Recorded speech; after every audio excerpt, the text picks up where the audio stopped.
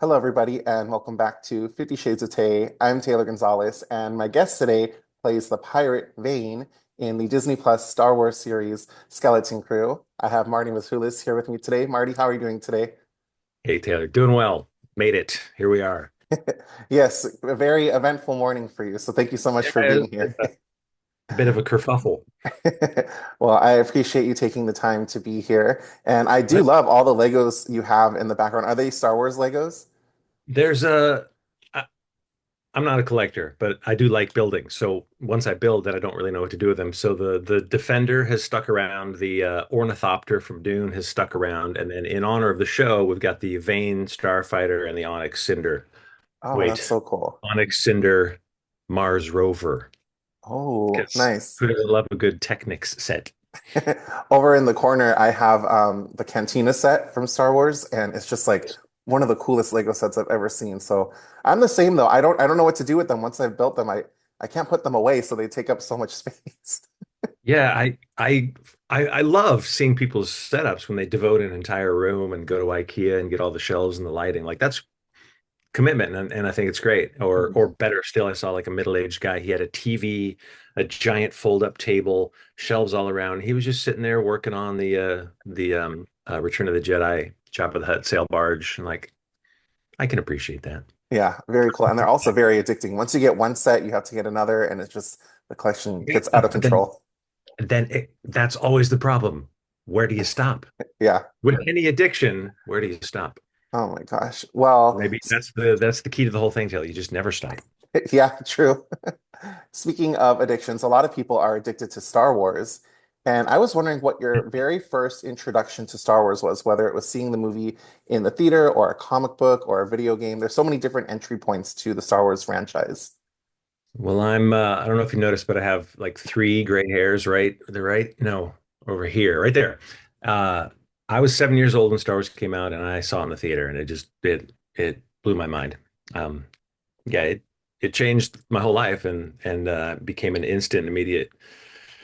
I mean, I don't know, there wasn't much of a fandom back in 1977. It was more like these sea changes that came over the entire culture, and that was one of them. And I was fully swept up in it. And it was I was in a small town, so every kid started showing up with action figures in their pockets and started getting our action figures taken away. And it was everything. It was all the good stuff and everything we got in trouble for as well.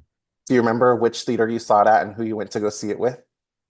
That one I don't. I'd have to go back into the parental memory archives for that one, but I must assume it was the small town that I lived in. We had one theater, one movie for however long they had the print, and if that didn't cover our needs, then there was another town that we'd go. Like, you go grocery shopping once a month and stock up, and you go to Rapid City, South Dakota. I was a South Dakota kid for my growing up years, so Rapid City had more theaters, more choice. That's where I saw Empire. I do know that, and Ooh. that wrecked me, Taylor. It wrecked. I didn't Yeah. know what to do with a not happy ending. Well, when you were watching these films as a kid, did it ever cross your mind that one day you would be going into a galaxy far, far away and portraying a pirate on the screen? It's the kind of thing I've always hoped for. I this bizarre niche of creature suit acting is nothing I ever planned, but because I love sci-fi and I love the technical aspects of this artistic creation of cinema. So I've always loved that. And it's always been kind of in the back of my mind because anytime I could get on as an alien, like I was way early on, one of the first jobs I ever had where I get to pull a mask over my head was on Babylon 5. And I loved that show. And then I had some involvement with Star Trek. And I was like, wait, maybe. I mean, it's possible. And then when they started coming out with the TV shows, I was like, the possibility is getting larger the more I do this and the more they're producing shows. But no, I mean, hopeful, always hopeful. And then finally it happened and I was just over the moon. Like the little kid in me was just squeeing every moment of the day. Oh, that's awesome. Yeah, what a like dream come true to get to play such a cool character. And the look of him too is just so iconic already. Do you happen to know Hmm. the species? Because I do not. Brown Nikto is what he is. Okay, perfect. There we go. I think there's green Nikto in Return of the Jedi on the sail barge. I believe that's where they showed up. And he's the brown version of the species. Yeah, such a It's cool a character. lovely design. I love him. He's Mhm. top to bottom. He's a sharp dresser and he's got a cool silhouette to him and he's sassy. Yeah, no, I totally agree. I had heard, I don't know if this is true or not, so I'll just check with you, that Yeah. originally he might have been killed off in The Mandalorian, but they liked you and your character so much that they kept him around so they could also include him in Skeleton Crew. Yeah, the one of the first things that happened on the morning of, like I was hired to do the day, do the shootout scene and then just take my little nerdy heart and go home and be like, "Oh, I was in Star Wars." But it was John Favreau who walked up to me and he was kind of helping block the scene with Rick. And he came over and he's like, "You're not gonna die," and then just kind of walked away. Like that was my inkling that somehow like the implications started kind of falling in place at that point that now I'm in Star Wars and I'm also not dead. So that bodes well for the future, whatever that might be. And as we know, eventually it became, hey, we're bringing some pirates over to this new show, and it became Skeleton Crew. So cool. How did you very first get cast in the role of Vane? It came through as a just a traditional, well, new traditional, which is a Zoom audition. So I put myself on tape and uploaded the video. Um, it was pretty much the shootout scene, just with things changed around to not divulge the secret of what it actually was. So it kind of seemed like it was an Old West shootout, and I'm like, well, what else is on TV right now that could be kind of a shootout? Like, it must be. So I took a risk and I put some at the very end of it. It was when he draws the gun. So I drew and then edited it to black and then put in some Lucasfilm laser blast sound effects just in case it was. Yeah, Like oh, even that's if so it wasn't, cool. maybe they'd enjoy it. Yeah. Oh, that's really creative. What if it wasn't Star Wars, so just leave it in there. Hopefully Who they knows? giggle. Yeah, But that's like perfect that it worked nice out. try, actor boy. Wrong show. Never going to use that on American Horror Story. Oh my gosh. Well, how long does it take you to get into character physically as Vane? Is it all prosthetics or is it a mix of, makeup and some CGI? I think the only time they ever did any CGI, I think they changed. I came in later to do a little bit of voice recording ADR, and I think they might have modified his mouth just to kind of make it fit a little better. Other than that, he was completely me animating the prosthetic makeup. It was a foam latex cowl piece and head piece and chin piece, like a few of the pieces that go together to make a full head character. And the makeup process was just about 2 hours, sometimes a little less. We got them dialed down. It usually decreases as you go over time. They kind of learn the ways to speed through certain parts of it. And then it was getting into the wardrobe, which didn't take long. Um, yeah, so I think, all said and done with a little bit of assistance for the stuff on the wardrobe that I couldn't manage myself. Yeah, it was probably just maybe 2.5 hours total for 100%. And then for me, once I was in and I was in whatever changing room I was in, there's almost always a mirror somewhere. And I would just kind of walk back and forth in the room for 3 minutes and kind of go, like, start being piratey. And then I was in it because I'd say the wardrobe, it's always the makeup when you're sitting there. Like when it gets close to completion and it's dry, I can start kind of testing to see what it's going to do or not do. That locks me in. When the eyes go in, that really locks me in. And then when the wardrobe's in and I can move, then he's there. He was an easy one to lock into. It was uh he's so distinctive and kind of overt in his simplicity that he was pretty quick. No, and that's good too, because I talked to people who have done like the makeup and the prosthetics and it takes all day. So to know Yeah. that it's just 2.5 hours, that's a very good time Oh, frame. he was dreamy. Yeah, Oh, that's I've good. I've done the 6 hour sit Yeah. before, and that's a rough slog sometimes. Oh my gosh. When you do have these days that are for characters that take 6 hours, what do you do while you're being prepared and being put into the character? I've seen time lapse of certain shows with certain actors, like whomever, but some of the higher up people, some of the actors in the big Marvel shows and whatnot, and I see like a lot of phone flicking and earbuds and whatnot. I don't do much at all. I like to watch. I like to see what they're doing, and if I'm tired and there's an opportunity to kind of like close my eyes without drifting off, certainly resting as much as possible to get ready for the day. But no, I love it. I'll sit there. I'll get up and stretch when I have time to get up and stretch. There's always an opportunity to go use the restroom and come back and maybe have a little quick bit of breakfast and then come back.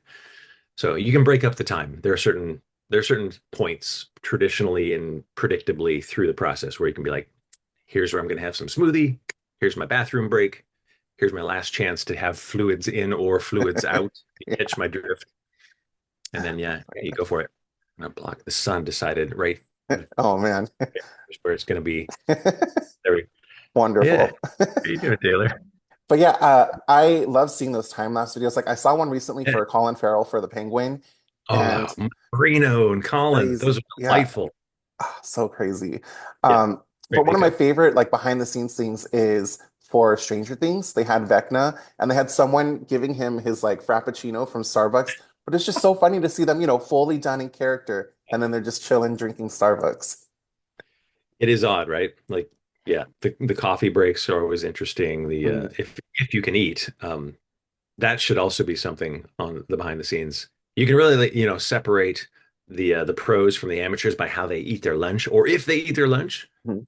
Oftentimes, it's like little tiny bites, kind of airplaned in front of a mirror, so you don't accidentally put something on the edge of the makeup because it's always the mouth and the eyes that break down the quickest. So yeah, lunches are interesting. Sometimes I just skip them altogether and just keep a straw handy for all of the needs. What is the removal process like? Is it very delicate and, taking your time, or do they just take it off and it's a completely different piece the next time you put on the costume? It's always a new face. Mm, That's always trashed. The cowl, because they usually it depends on what it is, but usually they just kind of tack the cowl on so it's in place. And because it's such a larger piece and there's more to it, they'll be much more careful with that and clean it up and save it and try to reuse it however many times they can reuse it before it falls apart. But yeah, every day is a new face. So you'll walk into the trailer at the beginning of an episode and you'll see several of them on ahead. Like, all right, well, at least I have 4 days of work coming ahead of me.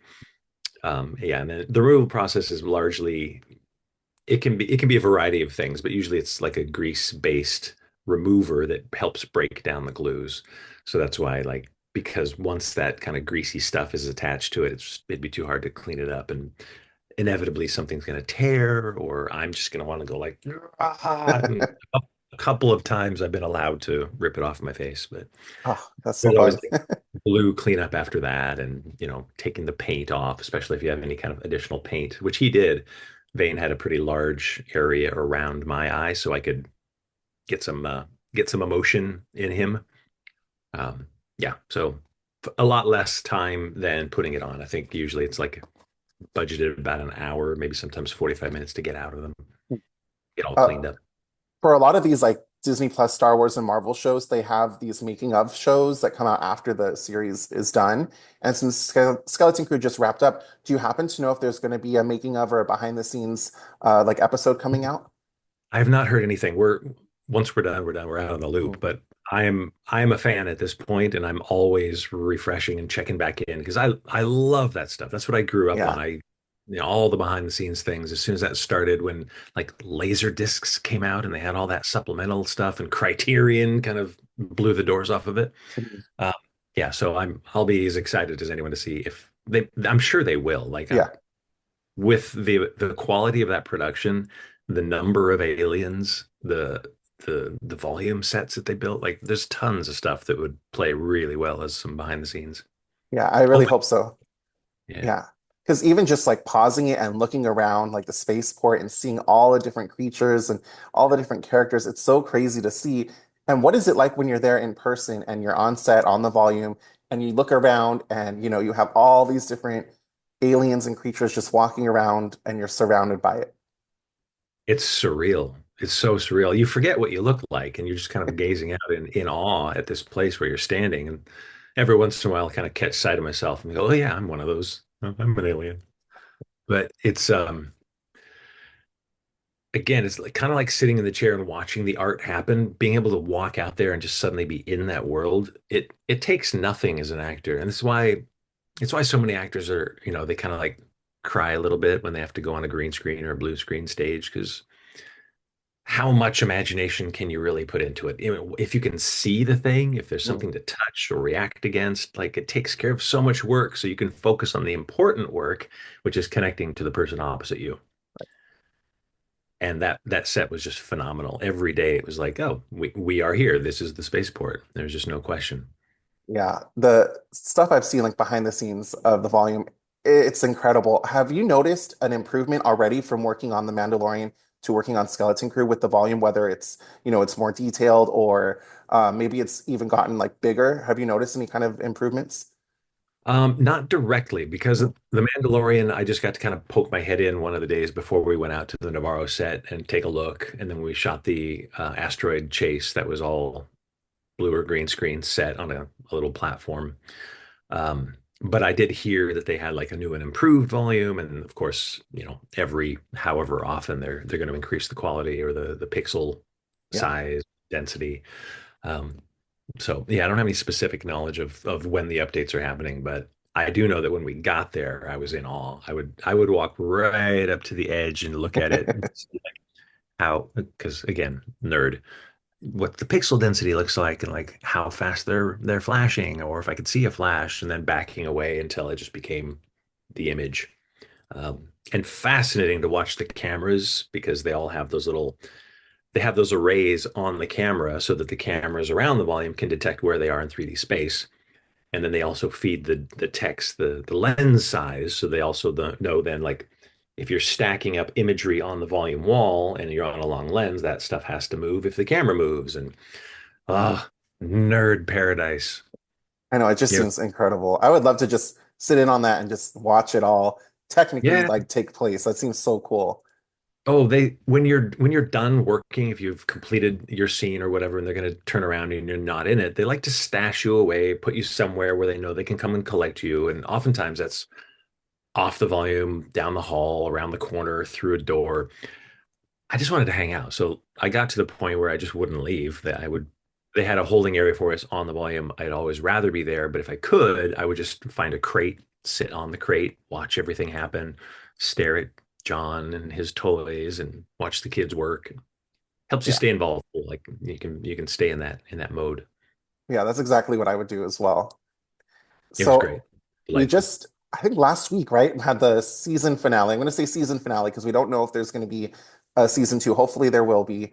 Uh, Oh, so hopefully. yeah, I really hope so. But at the end of the season, your character, Vane, gets chased off by what the kids refer to as the real good guys when Yeah. the X-Wing fighters show up. Uh, so it's my assumption because it ends. It ends right there. So we don't know. But I'm assuming that Vane either gets captured or gets, escapes and makes it off planet. But I'm going to assume that he is alive and well. What do you hope happens next for Vane? I'm gonna put up my YouTube hands and go, I hope so too. I hope so too. I didn't see him explode. Yeah. Um, it seems like thinking back to the finale, there were like three or four of the drop ships. I think Kona was the lead, kind of rallying everyone back onto the ships for that final kind of like takeoff before they cut over to the big ship going down. I don't think we made it back to the big ship. I don't think we went down with the big ship. Also, the big ship, assuming you got in and up high enough, it had a pretty soft landing in the water. So even if we made it to the ship, I'm assuming there's going to be a lot of pirate prisoners or I mean that begs all the speculative questions of like, well, Jod was just hanging out up there. What's he going to do? Is he going to come spring his friends? Is he now that there are fewer mouths to feed, is it all his and he's going to rise to the top? Like I hope we get to answer any of those questions. I would love to come back for more of this. Yeah, I really hope so. And you know what? Even if we did see you get chopped in half or fall down a chute, there's so many characters that can Yeah. return somehow in Star Wars. So I am thinking that Really Vane have to made not it have alive someone. and well. Let's hope. Let's hope. Yeah, I would love more of a continuation of his story and to see what other hijinks Yeah. he gets into with other pirates. I think there's a lot of storytelling opportunities there. Yeah. Yeah. He's so much fun. And, as we saw with the shows, like Mandalorian, because there were fewer things happening, he was a catalyst for this scene to have these things happen. So there was more for him to do there. Mhm. Obviously, the focus was on Jod, the kids, their relationship, and then like the pirates as a whole, right? As this kind of like opposing force. So for me as the actor, thrilled to be there. Wish I could have had a lot more to do. Always. I mean, that's always the thing. Like, could it just be all about Vane? And then, Marty gets to chew on stuff and work. So, like I said, absolutely thrilled every moment I could be there. I was overjoyed. I would love to have him do more stuff. I don't know what Yeah. that stuff could be, but anything. If they want to have a little side story just to kind of explore him, no problem. No Yeah, that'd problem. be awesome. I would definitely tune in for something like that. That sounds perfect. I'd like to know his backstory or even Mhm. how he's coping. If he doesn't have credits to chase or kids to try to shoot at, like what's he doing with his life? Yeah. How does he relax? Does he relax? Does he have a meditation practice? Does he do yoga? I doubt it, but it'd be fun to see him struggle through a couple of yoga poses. I Yeah. don't know. Anything. No, those are all very good questions, and I would love to see some of those answered. I think, yeah, lots of opportunities down the road. Did you Yeah. Well, happen this to series get is cool. Like it seems like there's so much that they could explore, things that they set up or Mhm. or directions that they could go with the kids aging so quickly. Oh Also, yeah. like what's the time jump going to imply? Like, let's go. I want to see this. Yeah, I know. I'm very curious about that too, because I did see the creators say it wasn't going to be handled like Stranger Things, where, they they'd be like in their 20s and still be in high The school. next But day, we yeah, they said they know that kids are going to be growing pretty fast, so there would be some time jumps. I think that's also a very interesting storytelling device that they can use. for Can't wait sure. to see what's next. But did you happen to get to keep anything from filming on set? No, No. no. I was gonna come up with some elaborate, silly story that would tease you and then say no, but no. Um, although now having seen the thing, I feel like there were enough credits dumping out of that ship that Oh everyone yeah. could have had a pocket full of credits just to hang out and like, look what I got. Mhm. Uh, that would have been a great wrap gift, an Old Republic credit, just one. Yeah, that would have been really cool.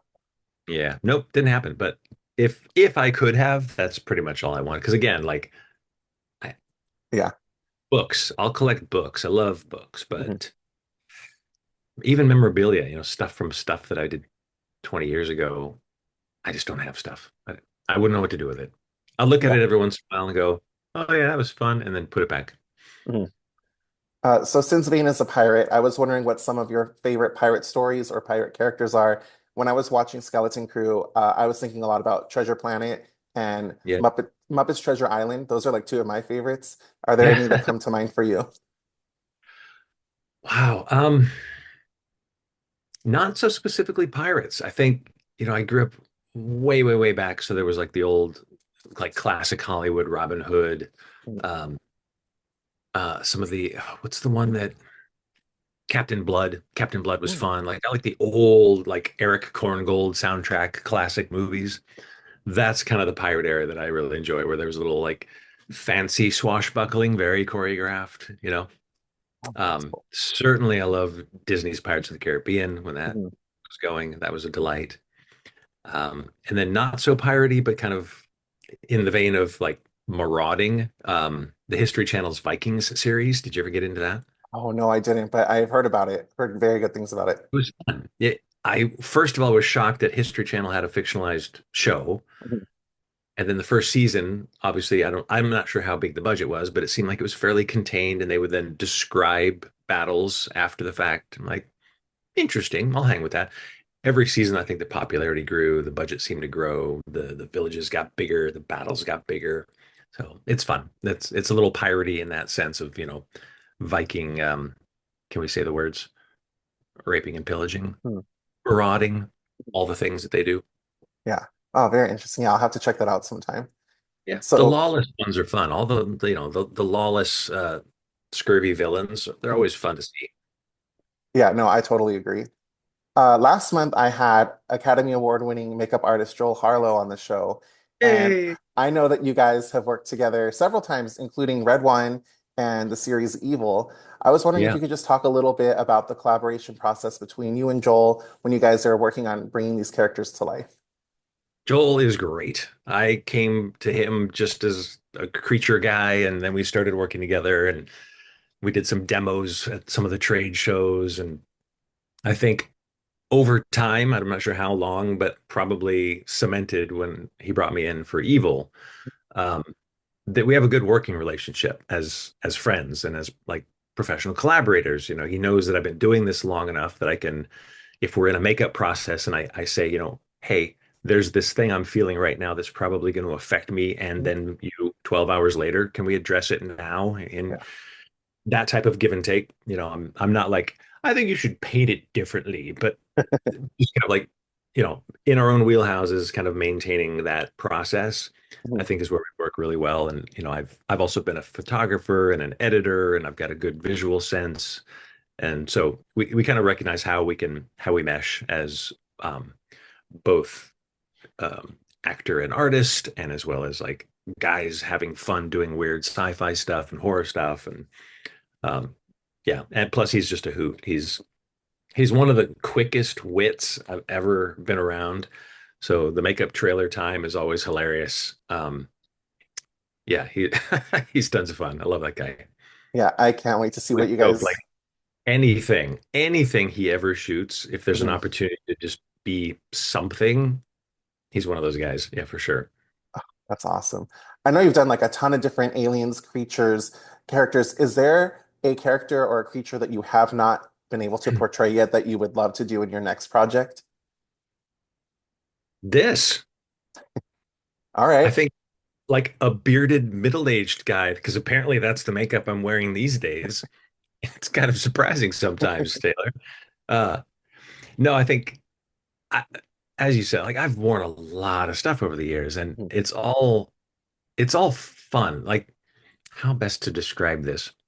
The cumulative total of it is always amazing and fun, and then you get to see the result, and like, Right. you know, the process is always fascinating. The individual granular component parts of it can be rough, like Mhm. cold or stinky or the glue or, you know, whatever the hours spent. Um, so they're all amazing in their own way. And I think that there's nothing specific that I would really want to play at this point. Mhm. But to come out of makeup, honestly, at this age, like I think the greatest joy would be to work on a show called Silo, for instance, or Ooh. you know, anything kind of in that genre. I still love fantasy. I love sci-fi, you Mhm. know, very genre stuff. A Western, throw me into a Western. I'll be a crusty old saloon keeper, and, you know, Deadwood. Do you remember Deadwood? Oh yeah. Yeah. Oh, I could have been on Deadwood, man. That would have been So really anything, fun. like, I trained as a character actor. I fell into the creature suit world just kind of as you do. You know, one job might lead to another job, and then Right. suddenly like known as a creature suit guy. But I'm just a character actor. I trained as an actor. That's always been my love. So Mhm. yeah, Marty Face. That's the monster I'd like to play. All right. Well, fingers crossed that down the line you get to do that because that would be very fun to see as well. Yeah, thank you. I noticed that you have an upcoming project called Killing Time, in which you play Mr. Clock. I was wondering if you could just talk a little bit about that project and what we can expect with that. Well, it's an ongoing. I'm not sure what the status is. That's a friend of mine, Jason, who lives up here in Oregon. I'm a Portland guy these days. Um, and we did a short, kind of a proof of concept short a while back. So that's why I think you probably saw it on IMDb, and the status is either in production or in development. I'm not sure what the status is, but yeah, I don't know what the current status of that is, but it's kind of a time jumpy fantasy sci-fi project as well. And there's this character known as Mr. Clock who has some ability to affect the passage of time, which is about all I can divulge, which that won't get me in trouble. Yeah. No, that sounds perfect. That's like a perfect tease for it. That sounds really fun. It is cool. It's a great idea, and I hope it continues. It would be nice to see that come to a feature length project at some point soon. Yeah, no, I totally agree. But Marty, I cannot thank you enough for taking the time out of your day to be here with me.